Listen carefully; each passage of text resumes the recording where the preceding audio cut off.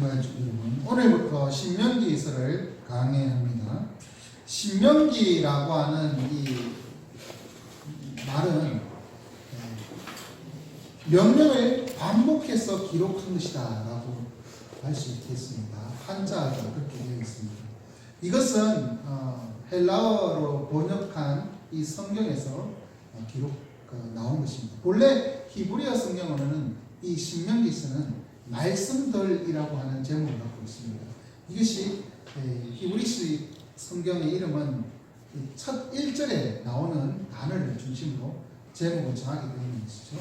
그래서 이 말씀들이라고 하는 제목인데 그것을 이제 헬라어 성경으로 번역하면서 말씀들이 율법을 반복했다라는 의미로 그렇게 바꾸었고 그것을 한글 성경으로 다시 한번 이제 신명기 신자가 반복한다는 뜻이고 명자가 이 명령이라는 뜻이고 그래서 반복해서 주시는 하나님의 말씀이라는 뜻을 가지고 있습니다.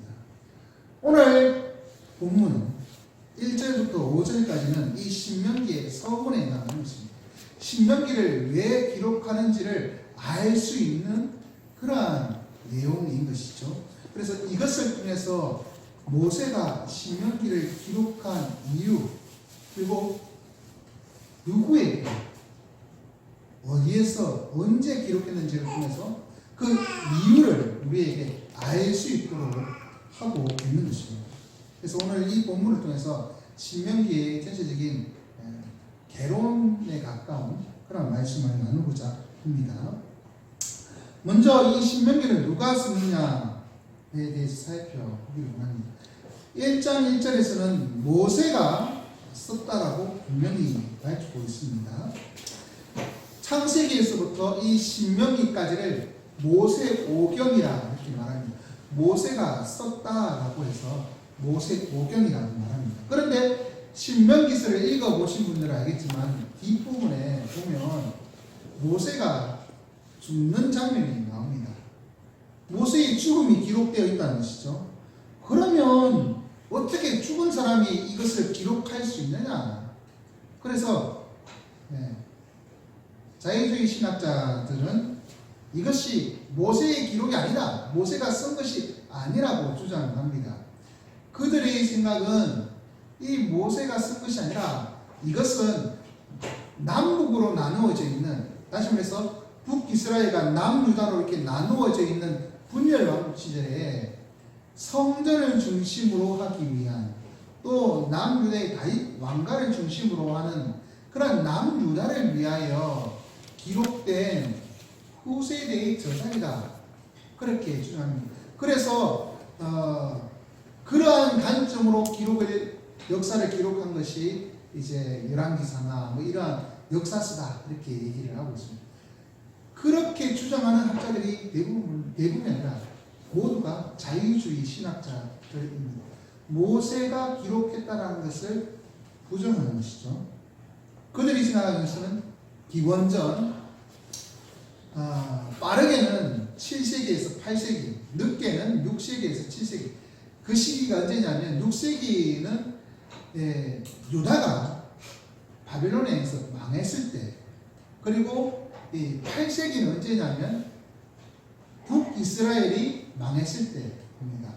그러니까 이제 그 어간에 기록되었을 것이다 라고 주장합니다. 하지만 우리는 모세가 기록했다는 것을 고백합니다. 왜냐하면 주님이 이 신명기서를 언급하면서 신명기서를 인용하면서 모세가 기록하였을 때 이렇게 얘기를 하고 있다는 것이죠. 모세의 기록이라고 주님이 말씀하시기 때문입니다. 그리고 그 외에 다른 저자들도 성경의 구약 성경, 신약 성경의 저자들도 이 신명기의 모세의 글이라고 그렇게 언급하고 있다는 것입니다. 그리고 이 모세는 점차 이렇게 가면 후반에 갈수록 앞에 출애굽기에서 이제 출애굽 당시 시내산에서 맺었던 언약이 이제 이 모압 지역에서 다시 한번 언약이 재정비되는 그러한 것을 통해서 언약 문서가 완전히 이제 성문화되고 이런 모습들을 보여줍니다. 언약이, 동일한 언약이 시내산에 맺었던 언약이 이제 모압 지역에서 다시 한번 구체적으로 나타난다는 것. 그것을 통해서 이것은 모세가 기록한 것으로 고백하고 있습니다. 그럼 모세가 누구에게 이것을 주는 것인가? 이것은 이스라엘 백성들, 이스라엘 무리들에게 주는 것이라고 1절에서 말하고 있습니다. 대상자가 바로 출애굽해서 있는 이스라엘 백성들. 이 이스라엘 백성들은 누구냐 하면 지금 가나안 땅에 들어가기 일보 직전에 있는 사람들, 출애굽한 1세대는 모두 다 죽고 출애굽한 그 2세대 사람들 한 것이죠. 1.5세대 이후의 사람들. 이 사람들이 지금 가나안 땅에 들어가기 바로 전, 요단강을 건너기 바로 전에 있는 이 사람들입니다. 이 사람들에게 모세는 이 신명기가 3번의 설교로 나누어져 있습니다. 구분할 수 있습니다. 모세가 3번이나 설교를 하면서 우리가 거쳐왔던 역사, 출애굽의 역사를 다시 한번 쫙 얘기해주고 이제 언급을 한 것이죠. 설교를 통해서, 그리고 과거의 역사를 통해서 너희들은 이제는 이 강야에서 살았던 이 조상들 같이 그렇게 살지 말아라. 가나안 땅에 들어가면 좀 다르게 살아야 되지 않겠느냐? 그것이죠. 강야에 살았던 사람들은 어떤 사람들입니까? 하나님으로부터 저주를 받았던 사람입니다. 강야에서 모두 다 죽은 사람들인 것이죠.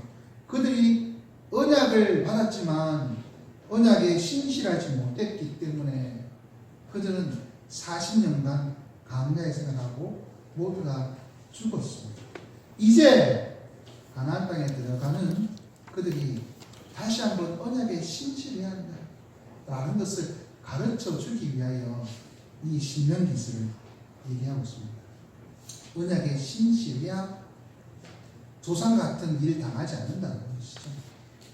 그러면서 이 모세는 이스라엘 무리에게 선포한 말씀이라고 이렇게 말씀하면서 이것을 구체적으로 무엇을 말하고자 하는 것인지를 얘기하고 있습니다. 그것은 바로 3절에서 밝히고 있는데요. 3절 후반에 보면 모세가 이스라엘 자손에게 여호와께서 그들을 위하여 자기에게 주신 명령을 다 알렸다라고 얘기하고 있습니다. 먼저는 하나님께서 주신 명령, 근데 이 명령은 너희를 위하여 주셨다는 것이죠. 너희를 위하여, 우리 이스라엘 백성들을 위하여 주신 율법이라는 것이죠. 그것을 다 알려주었는데 5절에 보니까 그것을 이제 다시 설명하기 시작한다. 율법을 주셨습니다. 그 율법은 출애굽기에 기록되고 또한 레위기에 기록되어 있습니다. 이 기록된 하나님의 말씀, 이 율법을 다시 한번 이스라엘 백성들에게 설명해 주는 것이죠. 설명이라는 말이 뭐겠습니까? 이해하기 쉽도록 해준다는 것이죠. 이렇게 말씀하셨는데 이 뜻은 뭐다? 이것은 이렇게 하라는 것이다 라고 하는 것이죠. 그래서 일종의 이것을 신명기를 율법을 해설한 모세의 주석이라고 그렇게 평가하는 사람도 있습니다. 하나님의 말씀, 율법을 이해할 수 있도록 어떻게 살아야 하는지를 삶에서 적용할 수 있도록 가르쳐 주는 것이죠. 그것을 3번이나 이렇게 설교를 나누어서 가르쳐 주는 그러한 역할을 이 신명기서가 하고 있습니다. 이 신명기서를 통해서 하나님의 언약의 말씀을 더 깊이 체험하고 이해하기 원하시는 지금까지 부탁드립니다. 하나님의 명령, 하나님의 말씀을 얼마나 여러분은 이해하고 순종하고 있습니까? 과거에 내가 하나님의 구원을 받았다. 하나님으로부터 은혜를 입었다. 과거의 은혜가 나의 미래를 영원토록 책임져 주는 것은 아닙니다. 과거의 은혜로 내가 영원히 사는 것이 아닙니다. 우리는 나를 구원해 주신 하나님을 우리가 믿으면 매일매일 날마다 하나님의 말씀을 되새겨보면서 날마다 새로워집니다. 과거의 은혜는 과거로 그냥 추억 속으로 남겨두면 우리가 제대로된 신앙이라 할 수 있겠습니까? 과거의 은혜가 현재와 미래에 영향을 끼치게 하려면 매일매일 말씀을 새롭게 나에게 적용시켜야 돼. 말씀을 이해해야 돼. 그래야 내가 과거에 구원받은 그 은혜가 지금 또 이어지고 있고 앞으로도 이어질 것이라는 그 하나님의 백성이라는 정체성을 계속해서 가질 수 있게 하기 때문이시죠. 그러니 말씀에 귀를 기울이시는 여러분 되시길 바랍니다. 그러면 모세는 이스라엘 백성들에게 이 하나님이 주신 말씀 이것을 해설해 주시는데 어디에서 해설하고 또한 어디에서 이것을 기록하고 있을까요? 2절에서 이 장소들이 나옵니다. 먼저는 호렙산이 등장합니다. 호렙산은 다른 말로 신의 산입니다. 신의 산 하면 여러분이 기억하는 것이 무엇입니까? 바로 십계명과 같은 이 하나님의 율법을 받은 곳입니다. 율법을 받은 아주 특별한 곳이죠. 그 곳에서부터 시작하고 있습니다. 그런데 모세가 왜 신의 산에서라고 말하지 않냐고 호렙산에서라고 말하는 거예요. 신명기에서는 신의 산이라고 말하는 신의 산이라는 지명은 한 번밖에 나오지 않습니다. 나머지 9번은 호렙산이라고 명칭을 정하고 있습니다. 다른 곳에서는 신의 산이라고 말하는데 왜 신명기에서는 왜 호렙이라고 말하고 있을까요? 이 호렙이라는 의미가 있다는 것이죠. 호렙은 강약, 항폐한 땅이라는 것입니다. 그 항폐하다고 하는 그 땅, 그 이름을 가지고 있는 이 호렙산에서 하나님과 언약을 맺었습니다. 그 언약은 무엇입니까? 하나님이 우리 하나님이고 우리는 하나님의 백성이 되는 것이죠. 그러면서 하나님께서 너희들에게 젖과 꿀이 흐르는 땅, 항폐하다고 하는 이 땅에서 하나님이 약속하시기를 항폐한 것과 정반대의 젖과 꿀이 흐르는 풍성한 땅, 그 땅을 주시겠다라고 하는 하나님의 약속이 있다는 것입니다. 그 약속을 받은 곳이 이 호렙산인 것이죠. 그러므로 이스라엘 백성들은 이 호렙산이라고 할 때마다 하나님께서 비록 그 이름은 항폐한 곳이다 라고 하지만 그곳에서 우리에게 약속하셨다. 하나님은 우리 하나님이 되고 우리는 그의 백성이 되어서 하나님께서 우리를 젖과 꿀이 흐르는 그 땅으로 인도하신다. 그러한 하나님의 언약의 장소에서 시작하고 있는 것입니다. 그런 언약의 장소에서 어디로 지나냐면 세일산에 지나요. 세일산은 에돔 지역입니다. 이스라엘의 그 남부 쪽에 있는 그러한 지역입니다. 전체적인 그 지역의 전체적으로 이런 말 에돔 지역입니다. 그것을 지나서 가데스 바네아까지 라고 얘기하고 있습니다. 근데 가데스 바네아는 지금 이스라엘 백성들이 지금 머물고 있는 모압 지역, 다시 말해서 요단강 동편하고는 전혀 상관없습니다. 나중에 제가 주보에다가 지도를 넣으려고 하다가 넣지 못했습니다. 죄송합니다. 나중에 한번 지도를 넣어드리겠습니다.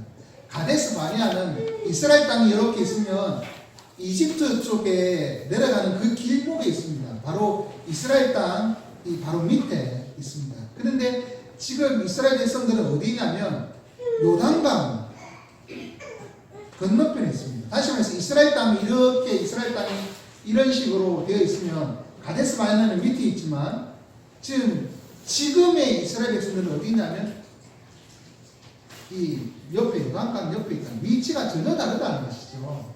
전혀 다른 위치에 있는 그들에게 예전에 있었던 가데스 바네아를 언급하고 있습니다. 가데스 바네아는 그러면 무슨 곳, 어떤 곳인가? 이것은 이스라엘 역사에 잊어서는 안 될 아주 중요한 곳입니다. 왜냐하면 이곳에서 제일 먼저 이 가나안 땅에 들어가려고 12명의 정탐꾼을 선정해서 정탐하러 보낸 곳이거든요. 12명의 정탐꾼이 40일 동안 이 가나안 땅을 정탐하고 돌아옵니다. 어깨에 포도송이를 들고 그렇게 두 사람이 이렇게 메고 돌아옵니다. 그러면서 보고하는데 그 땅은 진짜 적과 뿌리는 그러한 땅이라고 말하면서 10명의 정탐꾼은 그곳에 안악 자손이 있어서 우리는 그들 앞에 메뚜기 같다.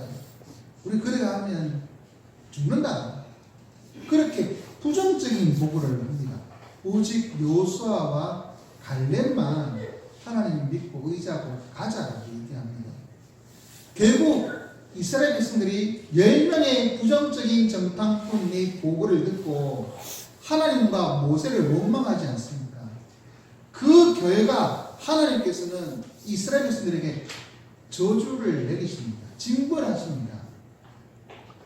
정탐꾼이 가나안 땅에서 그 정탐했던 40일을 하루를 1년을 해서 40년을 강야 생활하도록, 그래서 부정적으로 믿고 불신앙했던 이 모든 기성세대들, 20세 이상 된 기성세대들은 강야에서 죽도록 그렇게 한 것이죠.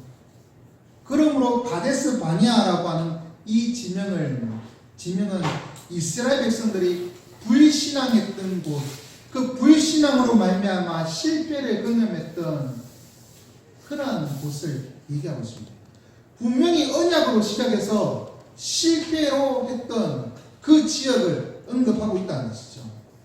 그것을 지금 가나안 땅에 들어가 보자 기다리고 있는 요단강 동편에 있는 이스라엘 백성들에게 먼저 언급하고 있는 것입니다. 그들은 지금 요단강 동편에 있습니다. 요단강을 건너면 하나님께서 약속하신 젖과 꿀이 흐르는 가나안 땅입니다. 이스라엘 백성들은 이제나 저제나 건널 준비를 하고 있습니다. 그런 이스라엘 백성들을 다시 한번 불러 모은 것이죠. 그들에게 다시 한번 언약의 말씀을 가르쳐 줍니다. 가데스 바네아에서 너희 조상들은 언약을 듣고도 맺고도 불신앙으로 무너졌다. 하나님이 우리 하나님이 되고 우리는 그의 백성이 된다라고 하는 그 언약을, 그리고 약속하신 땅, 젖과 꿀이 흐르는 땅을 주신다고 하는 그 약속을 듣고도 안악 자손 거인들을 보고는 무서워서 불신앙했다. 그러한 것을 언급시킨 것이죠. 기억나게 하는 것입니다. 너 간다고 해서 요단강 건너가면 40년 전에 안악 자손들이 그 사이에 다 멸종한 거 아니거든. 똑같이 안악 자손들이 있습니다. 똑같은 사람들이 살고 있습니다. 똑같은 무리들을 보게 될 것이고 상황들을 보게 될 것이고 40년 전에는 너희들 조상들이 불신하고 무너졌다. 이제 너희들은 어떡할래? 너희들 가나안 땅을 지나가면, 넘어가면, 이제 요단강을 지나가면 가나안 땅이고 그들이 보면 똑같은 생각이 될 것인데 어떡할래? 그럴 때 너희들은 언약을 기억해라. 하나님이 우리 하나님이고 우리는 하나님의 백성이고 하나님께서 그 땅을 주시겠다고 약속하셨다. 그것을 기억하라. 그것을 알려주기 위하여 신명기 1장에서는 호렙산에서 출발하여 가데스 바네아에서 실패한 것을 암시적으로 언급하고 있는 것입니다. 우리의 인생 또 요단강 앞에서 하나님의 뜻이 무엇인지 깨닫고 다시 한번 하나님의 뜻대로 주를 위해 살아가기를 다짐해야 하지 않겠습니까? 실패보다 성공을 원하시는 지연가족 여러분, 여러분은 한편 여러분의 신념을 버리지 않으시고 예수 그리스도를 통하여 복음을 주시고 여러분의 그 마음밭을 옥토로 바꾸어신 그 하나님의 은혜 기억하고 계십니다. 하나님께서 예수 그리스도로 말미암아 새 언약을 맺고 우리를 하나님의 백성으로 삼아 주신 것을 기억하고 있습니다. 그렇다면 믿음으로 살아야 합니다. 우리 인생이 항상 승리만 있을 수는 없을 것입니다. 승리만 있다면 좋겠지만 말에나 일에나 실수가 많기 때문에 우리 인생은 언젠가는 한 번씩 무너질 때도 있을 것입니다. 하지만 다시 한번 주를 위해서 살아가기를 다짐하기를 바랍니다. 가데스 바네아 같은 그러한 장소, 그러한 상황들을 경험했다면 이제는 똑같은 그러한 상황 만들지 않도록 결심하십시오. 우리 인생 새로운 마음으로 주를 위해 살겠다. 우리도 분명히 요단강을 건너갈 때가 있습니다. 그때 우리의 마음 완전히 새롭게 다잡아요. 새로운 마음으로 살아요. 그러한 마음으로 주의 백성 되시는 여러분 되시기 바랍니다. 그런데 그러한 장소에서 이 모세는 이것을 기록하고 있는데 그때가 언제인지를 얘기하고 있습니다. 3절에 보면 우선은 호렙산에서 이 가데스 바네아까지 가는 길이 10하루길이다라고 말하고 있습니다. 굳이 이 지금 장소가 가데스 바네아도 아니고 다른 장소인데 왜 굳이 이 얘기를 하고 있을까요? 10하루길을 거쳐서 이 가데스 바네아에서는 조금만 건너가면 이제 가나안 땅입니다. 이 40년 전에 이 가나안 땅에 들어갈 기회가 있었다라는 것이죠. 그런데 이 10하루길을 그들이 40년을 돌아와서 다른 장소 요단강 동편에 그들이 지금 있다는 것입니다. 왜 10하루길이면 될 그 거리를 왜 40년 동안 돌아가느냐? 거듭말하지만 이것을 말하는 이유는 너희들이 불신앙했기 때문이다. 불신앙 때문에 실패했기 때문이다. 불신앙의 결과는 10하루길을 40년으로 만든다. 그것을 강조하는 것입니다. 불신앙의 결과가 얼마나 참혹하냐. 그러니 이제 요단강을 건너갈 때 가나안 땅에서 너희들이 또 불신앙하면 너희들의 삶은 이 출애굽 40년 강야가 같이 황폐하고 참혹한 삶을 살 수 있을 것이다. 살 수밖에 없다. 그러니 10하루길이 40년 되는 것 같은 그러한 참혹한 현실을 다시는 만들지 말라. 그래서 말하기가요 10하루길이라는 것을 얘기했고 있습니다. 그러면서 4절에 보면 3절에 보면 그때가 40째 해 11째 달 그달 첫째 날이라 그렇게 기록하고 있습니다. 이 신명기를 기록한 때가 서기할 때가 바로 이 날이라는 것이죠. 10하루길을 40년이 지났습니다. 이제 40년도 불과 몇 달 안 남았습니다. 40째 해, 이것은 출애굽한 지 40째 해 11째 달 11월 달이라는 거죠. 유대인의 달력으로 11월 달입니다. 그날 첫째 날 11월 1일인 것이죠. 이것은 상당히 중요한 의미를 갖고 있습니다.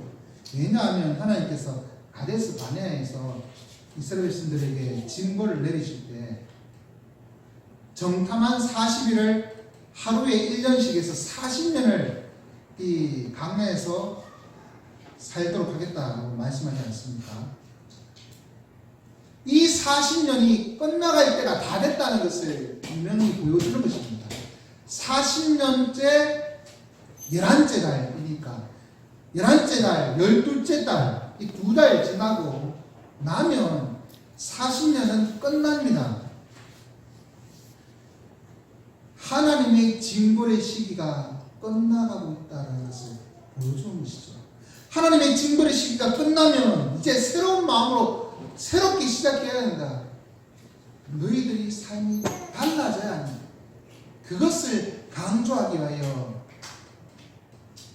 굳이 안 해도 되는 그 날 40년째 11째 달 첫째 날이라고 분명히 밝히고 있습니다.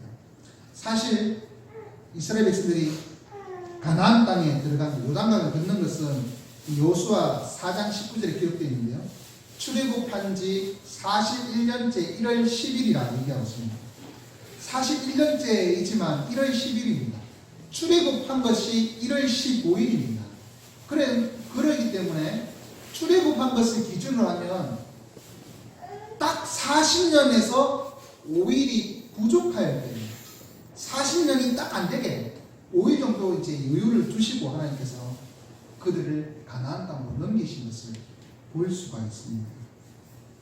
저주의 때 마지막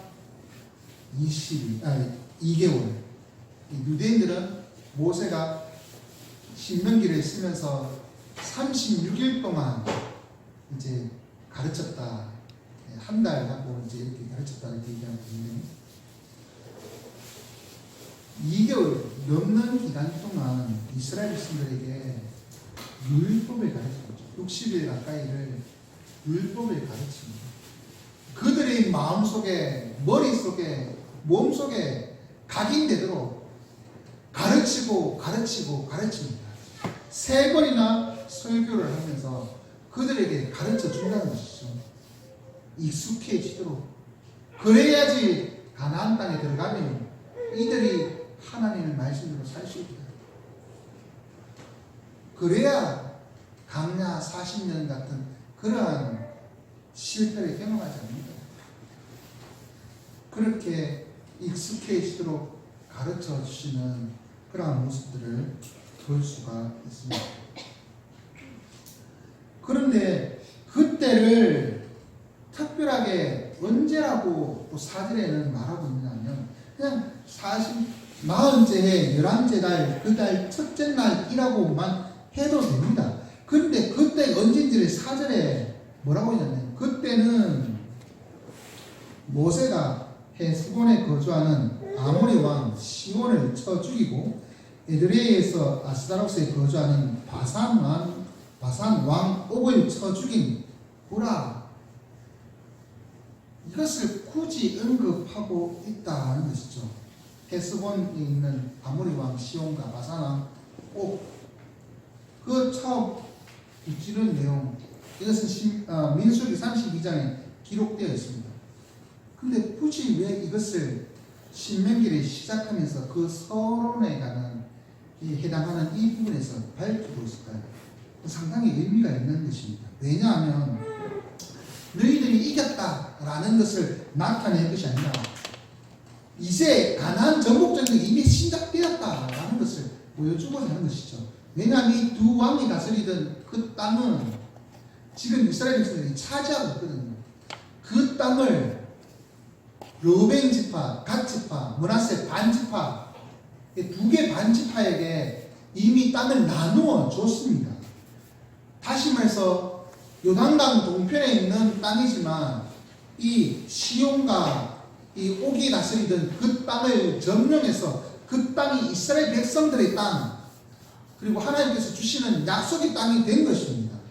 그러므로 하나님이 주시는 땅에 대한 정복 전쟁이 시작되었다는 것이죠.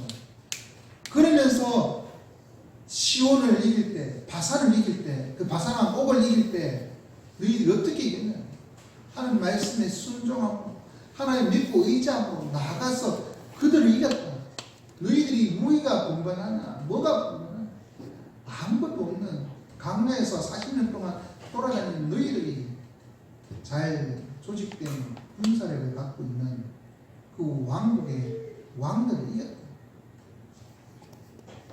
그리고 그것처럼 가나안 땅 들어가면 그러한 왕들을 많이 만날 것인데 그 왕들 또한 이길 것이다. 지금처럼 믿음으로 싸워라. 하나님 말씀 의지하면서 하나님이 우리 하나님 되신다라는 것을 의지하면서 나가 싸워라. 싸우면 하나님께서 그 땅을 주실 것이다. 이미 하나님께서 너희를 위하여 싸우시고 계시다. 믿음으로 싸우면 반드시 이깁니다. 그러니 하나님 말씀에 순종하면서 하나님을 의지하고 살 것입니다. 그렇다면 바산왕 옥을 쳐 죽인 것처럼 아모리 왕 시온을 쳐 죽인 것처럼 가나안 땅에 있는 땅들도 점령하게 될 것이다. 하지만 하나님 말씀에 순종하지 아니하고 불신앙으로 살아가면 강나 40년 동안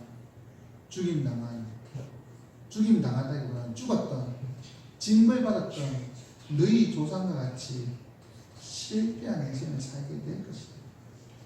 너희들은 성공의 삶을 살 것입니다. 실패의 삶을 살 것입니다.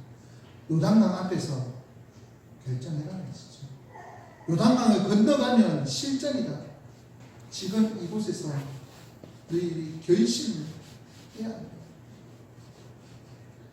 하나님 말씀에 순종하기를 다짐하는 지은가족 여러분, 우리의 삶이 하나님께 불신앙하면 불순종하면 40년 광야생활 같이 험하고 괴로운 삶을 살게 될 것입니다. 하지만 아무리 어려운 길이라 하더라도 하나님을 의지하고 믿음으로 살아가면 하나님께서 함께 하심으로 승리케 하시고 성공케 하실 것입니다. 성공의 삶, 실패의 삶, 그때가 우리가 어떻게 하나님을 의지하고 믿음으로 살아가는가, 그것에 따라 달려 있는 것입니다. 한 번 승리했다고 교만해서 하나님을 의지하지 않는 어리석은 짓 하지 말고 한 번 승리한 것처럼 계속해서 의지하고 나가면 계속 승리가 있을 것이다. 성공할 것이다. 그런 믿음으로 살아가기를 바랍니다. 이제 말씀을 읽겠습니다. 우리에게는 성공과 실패의 갈림길이 있습니다. 하나님의 말씀대로 살면 성공하지만 말씀대로 살지 않으면 실패합니다. 모세는 모압 지역에서 이 요단강 동편에서 이미 승리를 맛본 이스라엘 백성들에게 하나님의 말씀으로 살 때의 승리, 그리고 하나님께 불신앙했던 불순종했던 그때의 실패를 다시 한번 언급하고 있습니다. 그러면서 앞으로의 삶을 어떻게 살 것인가 결단을 요구하고 있습니다. 이 시간 이 모세의 신명기를 통하여 우리의 삶을 다시 한번 결단하는 시간 되기 바랍니다. 하나님의 말씀에 율법에 우리의 삶을 비춰보고 무엇이 하나님을 기쁘시게 하는 삶인지 어떻게 살아야 할 것인지를 깨닫고 하나님의 백성다움을 회복하며 믿음으로 나아가 승리하는 성공의 삶을 살아가는 주의 백성들 되시기를 바랍니다. 아멘. 자, 어린이 여러분, 자,